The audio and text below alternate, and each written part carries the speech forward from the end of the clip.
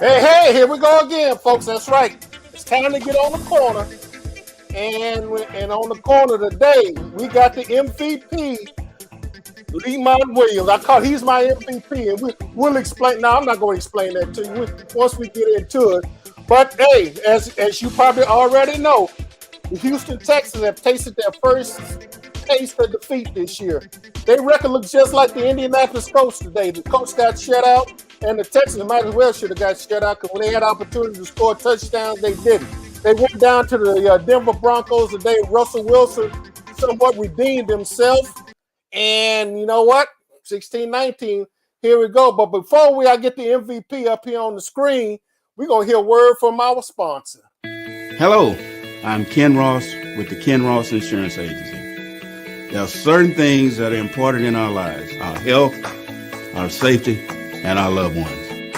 With over 40 years of experience, I've seen just how important insurance can be. I value the importance of being a part of my community and being there when they need me. Insurance is important everywhere, but being here in South Texas, it is absolutely essential. From flood, home, auto, and life insurance, let the Ken Ross Agency be your agency of choice.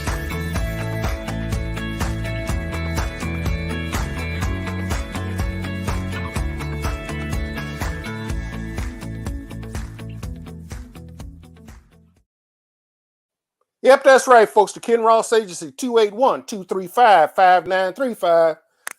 Yeah, fine. But anyway, he'll be running back again. But before we get further down in here, let me bring the MVP in. He was down in Beaumont last night. And come on, let's see, add him to the. There he is. There he is. Howard University's finest. Go Bisons. There he is. Lemont Williams. Lemont, welcome to the corner, man. How's everything going? All is well tonight, AD, and I appreciate it, man. I appreciate you inviting me out tonight, and I'm excited to be here, man. Congratulations on your show, man. My mentor, your good friend, Max Edison, be proud of both of us, man. We keeping the legacy going, even though Max is not here in 2022. But I'm excited to be here with you tonight. Hey, man. Well, you know what? Like I said, that's part of. As part of me is he's got his naming rights as part of this show. I'm glad I ain't got to pay. Yeah. I don't have to pay it to his estate, but anyway, Texas go down today. Yeah. Let me see, 0-1. Oh, how to do this? 1-0-1 or 1-1 0-1-1. 0-1-1. That's where they are right now. Yeah. And to me, they had to me this game turned in the third quarter. Lemont. And before we get there, I know you and I were Texas during the first half of the game. Yeah. And you basically just said the first half was so boring. And really it was kind of interesting because I'm going, like I say, the Texans could not get to the end of this game and have another tie. Well, they didn't, but they were playing. They kept it close to the vest. I thought defensively, Lovey, because I asked him earlier, in fact, I asked him last Monday after the, post game, what was it, because they had played 90+ snaps last week against the Colts. Then they had to turn around this week and have to go up to Mile High. And he said, we're going to do some rotation. I thought the rotation defensively wise worked out. And I thought the defense, to me, they busted some tackles. But, it's like everybody say. They pay those guys, the 11 guys on the other side of the field, they pay them, they get a check on Monday just like everybody else. So you expect that. Your comments, what was your initial comments after the game today? Well, AD, I fell asleep in the first half. It was. And be honest with you, it was one of those situations, man. I fell asleep. I woke up at halftime and I realized it still wasn't a game. The Texans came out very still offensively. I thought offensively in the first half they wanted to establish the run game with DP and Pierce, and they wanted to get things going, but it just felt like offensively they couldn't figure it out. It just wasn't a flow. And I love Pep Hamilton. I love Pep. Yeah. Pep is a Howard Bison guy. I'm a Howard Bison guy. But it just felt like offensively they were stalling out. Defensively kept them in the game for the most part. They wanted, Russell Wilson and the offense for the Broncos wanted to attack the DBs early and often. And I really thought they wanted to go against the rookie cornerback and Stingley. Yeah. Stingley was attacked early on, and it just felt like the Broncos offensively want to establish a passing game, which opened up their running game, and it just felt like the Texans offensively couldn't match that energy in the first half. Second half, it's a whole different story. Texans finally tried to get going in the second half. Unfortunately, they lost the game, but it just felt like the Texans didn't have an offensive balance, and we saw the results. Another loss. Yeah. Well, their first loss. The first loss. And here's the thing. People have asked me since about June, July, is Davis Mills the person? I said, I don't have the same. Let's put it like this. He's not Deshaun Watson, so we know that off the bat. He's not Deshaun. Yeah. We're going to probably be looking at another draft pick if things don't pick up real quick. Yeah. But I thought that what he showed at the last part of the season, and then the fact that Pep would be called, he's a person in charge with play calling and everything. I thought we see some things drastic improvement.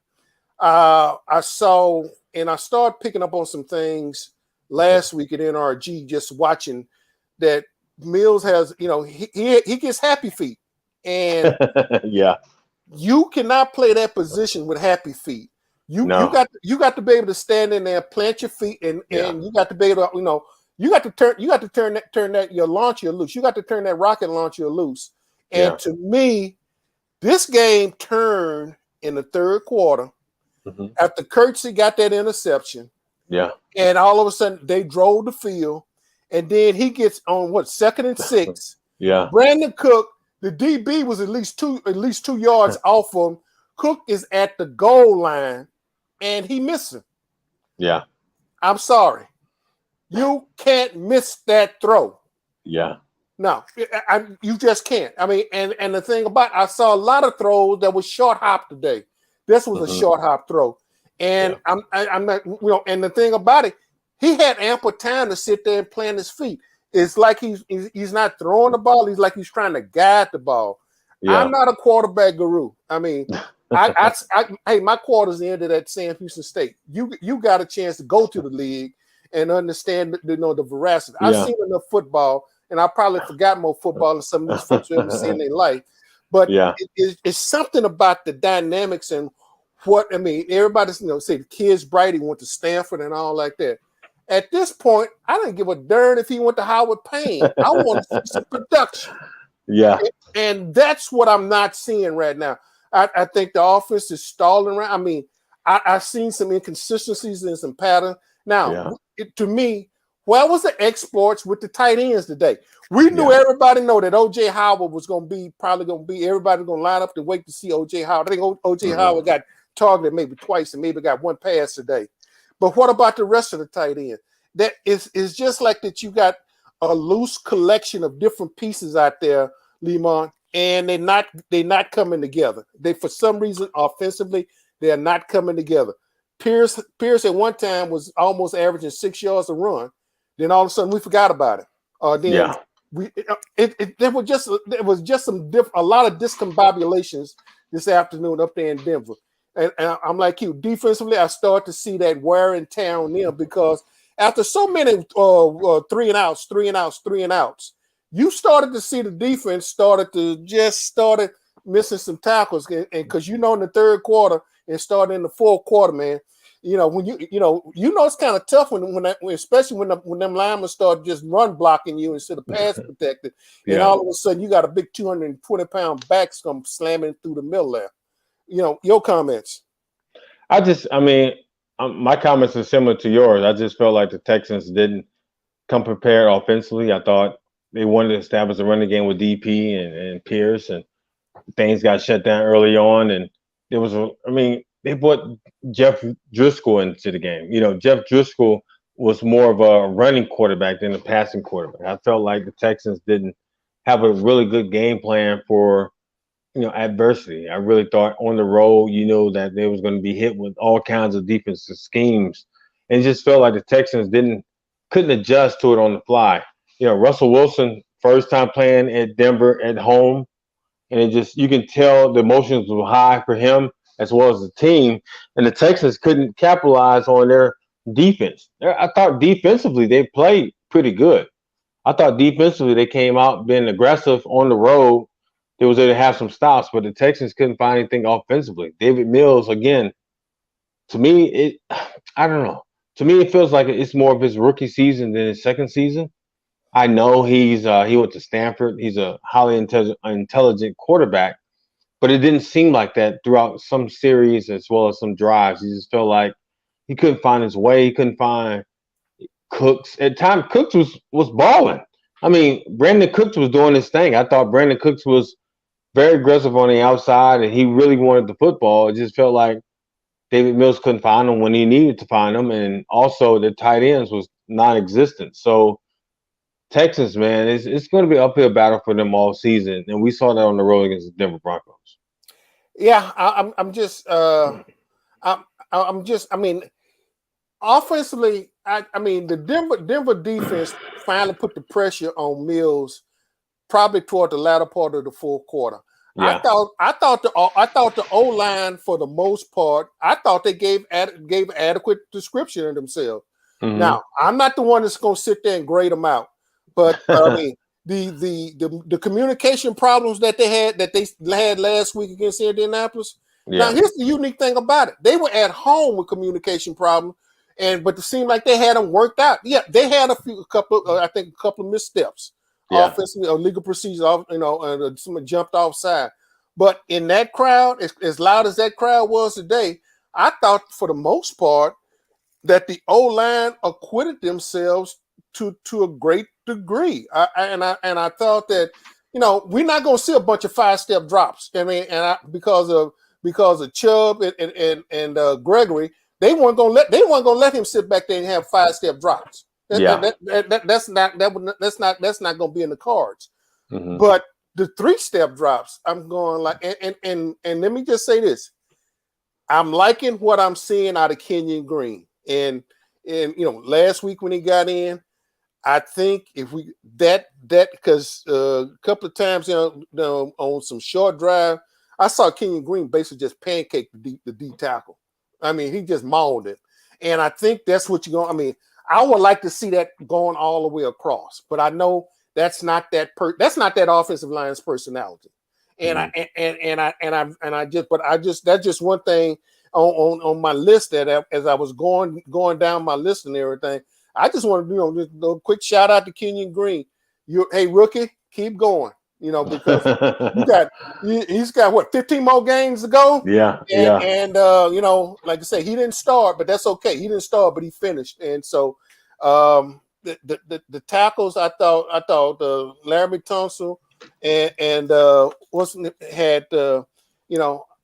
thought for the most part they held up good on the Gregory and Chubbs. I thought that but I'm just trying to figure out. Like I said, if you play on the Pep, mm-hmm. Pep, you probably got a feel better feel for Pep than a lot of even some of the players. Yeah. What do you think? How get inside of Pep and what he's trying, or what was he trying to do, or what he's trying to get established? AD, that's a really good question and a tough question in the same thing. So, being the fact that I played under Pep and the fact that Pep, offensive coordinator Howard, now he's the offensive coordinator of the Texans. To me, my personal opinion, I just felt like it was very conservative offensively. I think they waited too late to go down the field, try and attack the Broncos secondary. At times, I just felt like there wasn't a sync. It just felt like the play calling didn't have a flow to it, if that makes any sense. Yeah. It just felt like at times, Texas went out there to see what was open. The options that wasn't open, and they went 3 and out. It just felt like, I don't know. I know Pep is a better offensive coordinator than that, but sometimes I think the game dictates and your record dictates how you play call going forward. It just felt like Pep wasn't in sync offensively early on in the first half, and they was trying to play catch up in the second half. Once the Broncos got on the scoreboard, things got going because it was 6-3 at halftime. Yeah, or 6-6 at the half. Yeah, 6-6 at halftime. And when the Texans, yeah. Go ahead. No, go ahead, Lima. I didn't mean to cut you off. I was saying when the Texans finally realized they was in the ball game, it was too late. So that was it. Yeah, like I said, not to beat the dead horse, but the horse is already dead, shot. They already making glue out of it. But that to me, the Texans don't take advantage of their turnovers or their takeaways. Yeah. Last week, and it was interesting. The Texans got 2 kickoffs that was kicked out of bounds. That means you get the ball at the 40-yard line. That means you only have to go 60 yards to pay dirt. And both times last week, they didn't get zilch out of it.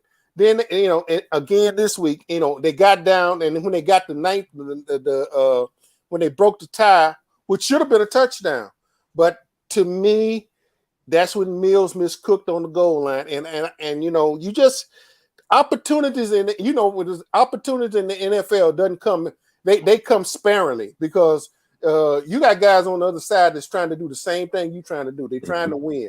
The question is, and this is a question moving forward that I would like to get your input on.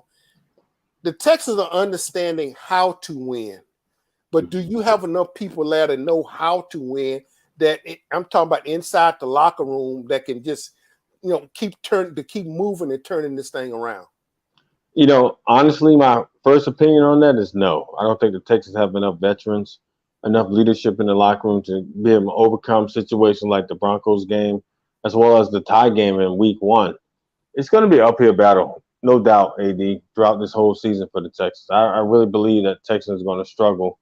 We see that in the first 2 games, and let's add on probably the next game and the next game after that, because until David Mills figure things out offensively and he has the confidence and we can see on the field like a Russell Wilson or some of the top elite quarterbacks, I don't think it's going to happen. I mean, you have Dameon Pierce, DP, the rookie running back, but outside of that, you have Brandon Cooks. And if Brandon Cooks can't get the football from David Mills, then we have a problem. So, yeah, well, they found Nico Collins today for some reason, and they did. They finally found Nico Collins today. It's almost like each week. Okay, we know there's Mills and Cook. We found OJ Howard last week. Yeah. Okay, so where was OJ Howard this week? It's like we got hit or miss. To me, there are pieces there. And the thing about it, you sort of like you line up your shells and you go like, okay, let me pick this one. I'm gonna load this one. I'm gonna shoot. I'm gonna pull the trigger on this. Didn't work. Okay, let me go over here. Rhyme, rhythm, consistency, and I know some folks are probably sitting there saying, "Hey, y'all try." That's Pep Hamilton. He's calling the plays. Yeah, that's true. But the execution of it, you got to execute.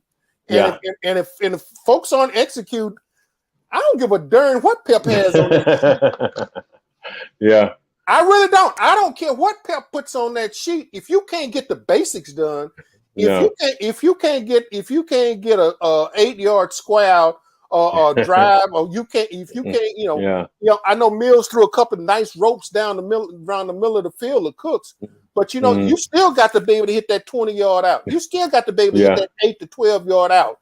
And to me, the kid has an arm. I'm just waiting to see. I want to see the whole molecules come together. I want to see what this atom is going to look like. Right now, we got a bunch of molecules just dancing all over the place offensively. And and I'm candid with you. This defense is going. I mean, I think that you got a good defense. You got a good young defense. This defense gonna get killed. And I didn't know. I got to go back and check how many snaps they had. But I tell you what, if they had 90 snaps last week, and I wouldn't be surprised. I'm gonna go back and look at the play count. I bet they had I bet the defense might have had about 70 snap counts this week. Yeah. And let's face it, they got to go to Soldier Field next week. And now, and you and I both know that, I mean, it's not like, that's some historical and some significance going back to Soldier Field, with Super Bowl and everything. Yeah. That's going to be the story up and playing up in Chicago and everything. And then what he's going to be bringing. But it's going to be interesting, guys. It's going to be interesting what what they're going to be able to put together this week. As we get to hey, I tell you what, before hold that point, let me get another call from our sponsor here, and then we'll come back. Hello, I'm Ken Ross with the Ken Ross Insurance Agency. There are certain things that are important in our lives: our health, our safety, and our loved ones. With over 40 years of experience, I've seen just how important insurance can be. I value the importance of being a part of my community and being there when they need me. Insurance is important everywhere, but being here in South Texas, it is absolutely essential. From flood, home, auto, and life insurance, let the Ken Ross Agency be your agency of choice.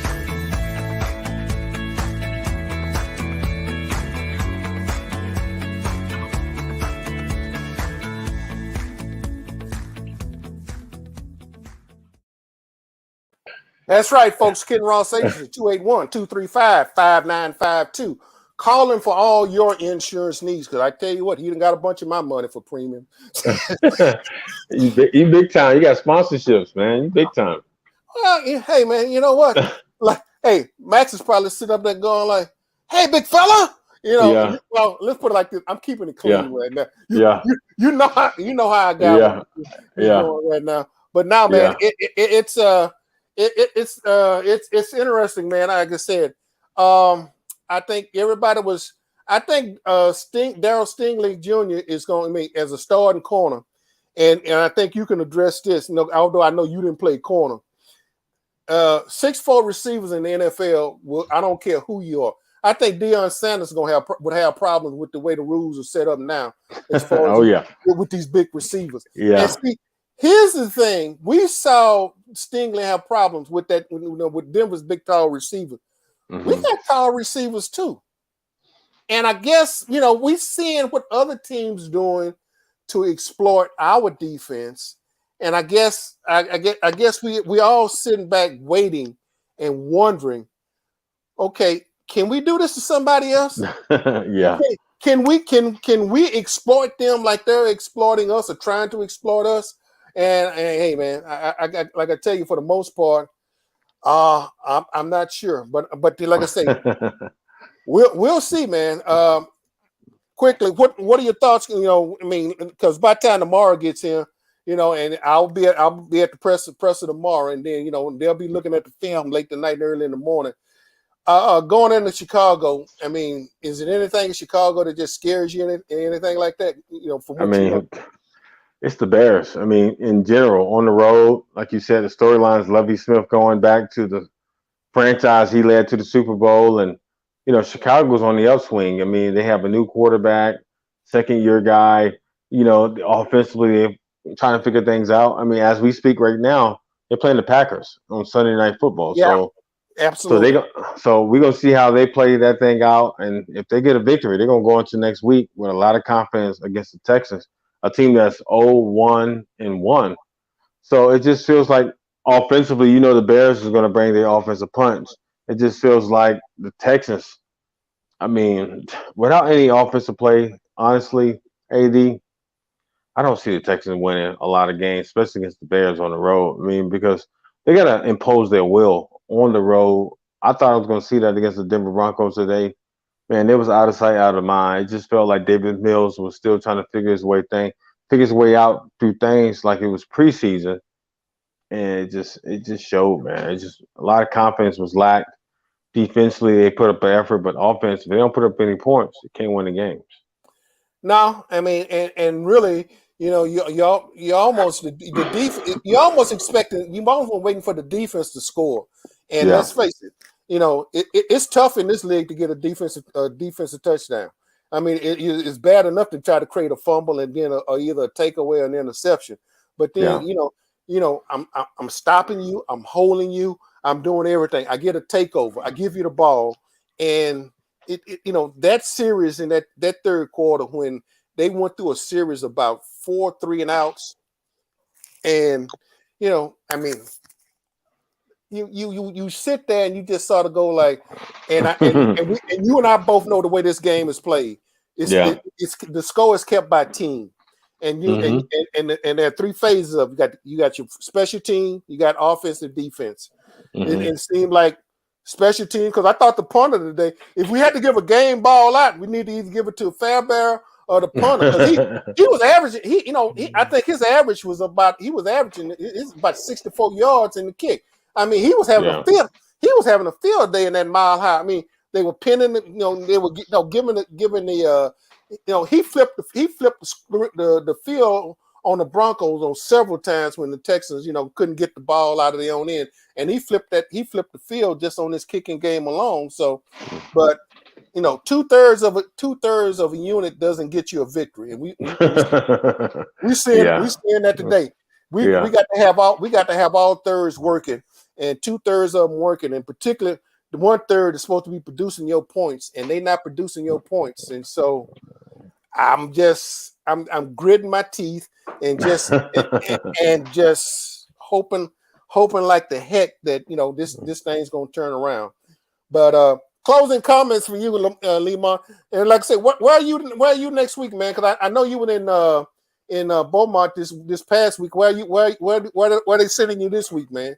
Well, I'm working ESPN Plus, and I got a game Saturday in Jackson, Mississippi, Jackson State versus Mississippi Valley State. So I'll be on the Coach Prime, and excited to see that Jackson State Tigers team this season. Oh, okay. So will you get down there? Will you have to get down there by Thursday or Friday for y'all got a special? You get down there Friday? Yeah. You got your film crew going in there with you, man, to see Coach Prime, man? Man, I need to hire one. Everyone goes in with a film crew, winning on social media. So I might hire one on the spot. Well, hey, man, like I say, hey, good luck on the broadcast. Good luck with everything. Hey, man, let me extend the appreciations, man. Thank you for coming and jumping on the corner, man. And, hey, good luck down there. We'll be talking down the road, man. So I appreciate you for coming on, okay? Thanks, AD, man. I appreciate everything. All right, you take care now. All right. All right, buddy. All right. All right, folks, as we get ready to put a wrap on this puppy, as the Houston Texans 0-1-1. Okay. Never mind. I've started to say with some jokes out here I could start, but I'm not. The season is only 2 games. We only 2/17 of a season in. So without disappointing as it was, the opportunities were there today, because this was not one of Russell Wilson's finest games today, by no stretch of the imagination. I thought he struggled. I thought he spent a lot of time throwing in the first half, and they finally went to the ground game. But hey, that's the way it works, folks. So your Texans 0-1-1. Boy, that just sounds odd. I would like to put the number on the other side and go 1-0-1, but it's not the case. So the taste of defeat is bitter in your mouth, and it's got a lot of things still yet to shake out. And so finally, let me just say this on a health note. If you have flu season, flu shots out there getting toward the end, if you have not availed yourself of the flu shots, go ahead. Those that will. I'm not saying you got to or want to. For those who are conscious about getting the flu shot, I heard some folks, I never taken the flu shot, and I never got the flu. And then as soon as I took a shot, I got the flu. Okay, that's the way it works. Okay, sorry. But the Omicron vaccine is out in some places. Those of y'all that didn't get the COVID shots or got them and got the boosters, well, the Omicron is supposed to be a combination of all thereof. And so they are out now. I would encourage you all that haven't gotten it to get it, and if not, to get it. But before I get ready to say goodbye, get one more. No, they're not going to do it. Folks, be safe, be careful. Again, for those of you who have little children, I mentioned this last week. Polio, the disease polio is back on the rise. In this country, we had eradicated polio. For some reason, some of us don't think we need to have vaccines. Or that's your free will. But you know what? They still make iron lungs. If you don't know what an iron lung looks like, I think you ought to go Google it and see what what life he has to live like to live in an iron lung. And then you'll find out why it's important that we have eradicated polio. Okay, that's it. Without further ado, This is your man, Adolphus A.D. Moore. Wishing you, take care of yourself. Watch the kids next week in school. Ciao. Peace. That's it. I'm gone. The Texans next week go to Soldier Field. Hopefully they can just turn it around and go 1-0-1. Whatever. Hey, it's even messing me up. I'm out, folks. Check you later.